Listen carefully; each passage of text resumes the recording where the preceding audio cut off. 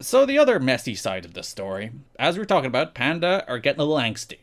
They have poured, as Dave estimates, about 20 million into this company so far. That's so much money. With no sign of return. So there's a bunch of people coming together to try and buy out TNA. Now, PW Torch conflate two deals here into one that I think are two. Dave has more details on them being two. So there's two deals on the table. The first is fronted by Hacksaw Jim Duggan. Of course. Where Hulk Hogan is supposedly like the backer there, as well as some international investors. So Hulkster's sniffing around TNA at the moment. And then the other is a prospective group of investors associated with NWA Ohio proposed to buy out TNA with a controlling interest. The NWA Ohio website reported the following. Grammatical errors are verbatim from the web posting. The Nelson Corporation and NWA Ohio has placed an offer on the table to purchase TNA's 71% from Panda Energy. So they want 71%. They're willing to offer, I think it was 10 million on the table. And like there's a bunch of stuff in this where like he gets Frank Dickerson's name wrong. Like this past week, Dave, who's the front man for it, Dave Nelson, met with Frank Richardson, they wrote on the website, CEO of TNA Wrestling, and also with Jeff and Jerry Jarrett. Like his name's Dickerson, which is Liam's favorite name in the world. So memorable that Dave Nelson here can't even remember who he met with. It feels like he just doesn't want to say Dick. Yeah, he's like Richard. It is uncertain of TNA's response, however, with or without TNA, the plans of building another multi-million-dollar wrestling company is in the works, and with the assistance of Jim Duggan and silent backers. So there's like two deals going on there, some of which has Jim Duggan, some of which is Hulk Hogan, and then like this Dave Nelson one is kind of like the one that's silently being backed by Jeff and Jerry Jarrett, or presumed to be silently backed by Jeff and Jerry Jarrett. Nelson and the Jarretts are said to be tight, while the relationship between the Jarretts and the Carter family, who own Panda Energy, is said to be showing signs of strain. So this is the point where I think two things are happening here. Dixie is very firmly being like, this is my company. Yeah. There is a period up until now where there is like a little bit of a power struggle. Is it Jeff's company or is it Dixie's company? And I think this is firmly the point in history where Dixie is like, I'm in charge here. I am the captain now. If it was a Tom Hanks movie. That is what Dixie walked into the room and said to Jeff Jarrett. And of course, the Jarretts don't seem to have taken that particularly well. Well, it's not their money that they've been siphoning into this, so... And for some reason they want... Actually, no, they don't want it to be. They still want it to be other people's money, but they want to be in charge. Well, that is the perfect scenario, to be fair. But, like, there's a reason Dixie and, like, Frank Dickerson, who's been put in charge as CEO on the Panda side, have, like, stepped in more firmly to take control. And that's because this company has spent a lot of money for 3 years and shown very, very few signs of actually making any of that money back. Yeah. So they reached a stage where it's like, we gave Jeff and Jerry basically 2.5. Then we brought in Dusty to kind of replace Jeff in the book, and now we're trying kind of leading Jeff out of the business side of things and having somebody else come in and run more of the business side of things. Because, like, they gave them an honest college try. Yeah, and now they're like, we need to try something else, because clearly this isn't working. Because there's only so long you can say, we understand the wrestling, you stick to the business, before you say, do you even understand either of these things? So there's a lot of, like, political maneuvering here, and I do think this is, while it's also the point that Dixie takes firm control, it's the point where Jeff and Dixie's relationship strains because of that, and they're on very much opposite sides of the fence here. We'll have more to say about Jeff's behavior when we talk about the main event of King of the Mountain, and why the angle that played out on the pay-per-view played out the way it did. But it's not going well here. So they made that offer of 10 million for the 71% of Panda's stake, which is a great deal less than Panda had put into this company. Again, Dave estimates that to be 21 million. So Panda, for selling the company, I guess they'd make some of their money back, might be the argument. Oh yeah, then it's a $10 million loss and not a $20 million loss. So you at least get 10 back, but Panda didn't even respond. They probably think they have a better chance of turning it around into a money-making thing. Yeah, and especially because, like, if you do have Spike on the table, if Spike is still there, showing at least some degree of interest, that is your legit route out. Spike's a real network.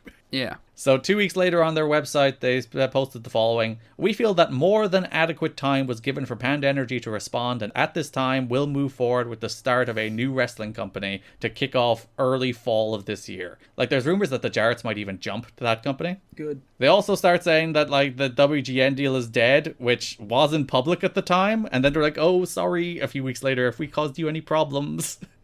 Yeah, this is getting pretty messy, where the Jarretts and the Carters are at odds. The Jarretts are backing bids to buy out the Carters. The Carters are like, nah, because I don't think they really have much interest in actually selling at this stage, unless maybe they can make their money back, which they can't. Yeah, if they got a $30 million deal, they consider it. Yeah, like they'd be like, all right, we make 10 million back. That's probably more than we'll ever make in the history of this company. So sell it. Take it on our hands. We're not taking it at a loss at this point. There are office workers who are apparently siding with Jarrett and aware of the game plan to try and nudge Panda out of the way, which, again, I guess it's because it's not the Jarrett's money that they're fine with this. If it was the Jarrett's money, they'd probably be like, we'd rather not pour money down this pit. But because they can get like another money mark in and maintain their control, because that's what this just comes down to, isn't it? It's like the Jarretts are out of power and the Jarretts would like to remain in power. I need to contact Sponge Guy. The Lek Corporation needs to come in. He can sponsor every TNA show. That'd be great. Yeah, office people are taking sides. There's a lack of communication about the TV deal that's causing some anxiety, I think, because there is ultimately nothing to announce. It was these people who actually publicly stated for the first time that negotiations with WGN had broken down, which I don't think went over particularly well. Oh no, they would be getting a call from my Panda lawyers. And I think also the fact that these people are like that there's like an ownership struggle within the company might be off-putting to a potential television partner. That's also a theory floated this month, that WGN might look at this and be like, it's a little messy, we don't want to invest in this. Yeah. With TV done, the May 31st television tapings that were meant to tape through the Slammiversary pay-per-view were cancelled, but TNA did pay everyone who was meant to appear on those television tapings. Which is actually quite surprising, considering some people still haven't been paid for the television tapings that they worked. Yeah, I do think, like, again, in a politically dicey situation where you ultimately probably do have people taking sides. You do have people being like, I'm Team Jarrett or I'm Team Dixie. Which I imagine there's probably more Team Dixie than Team Jarrett at this stage, especially after the pay-per-view. Well, and also, like, wrestlers specifically. It's probably like they're sitting there. It's a pretty easy win to be like, we'll still pay you for those cancelled shows, and you'll earn some goodwill that way, which seems to be the case. Jimmy Hart also earning some goodwill. Yeah, several hundred fans came to Universal Studios on May 31st for the cancelled TV taping. Jimmy Hart, who did so on his own and without company requesting him to do so, went to Universal since he lives near the area and told fans there would be no taping, but there would be a show on June 19th. That's Slammiversary. Now they probably got to at least take some pics with Jimmy Hart. As far as the future of Jeff and likely Jerry Jarrett in TNA, that is also up in the air and something that could break as early as this week. Jarrett's backers, most of whom are still unnamed, but somehow Jim Duggan is a conduit to one deal. And another conduit is Dave Nelson, an independent wrestling promoter from NWA Ohio. Made the offer. Dave recaps everything that went down about how basically Jeff's out of power and Jeff is looking to get in power. And potentially, if they can't buy out the company, this dude may also start a new company. Which there was constant threats of in the post-WCW years, of like these money marks coming along with grand promises that ultimately go absolutely nowhere. I was going to say, I wonder if they actually even, like, which company this ended up becoming, or if they announced anything. I know they announced some like TV dates I don't think that ever happened. Maybe someone can correct us on that. And that was a 14-year-old Tony Khan. Yeah, if Dave Nelson actually ever followed through with it. I can't remember the talent they announced for those shows, but they were like just old names from the past that would obviously never sustain a national product in 2005. Which NWA-TNA never would have done. That's an upsetting way to say 2005. I've upset myself with that choice of phrasing.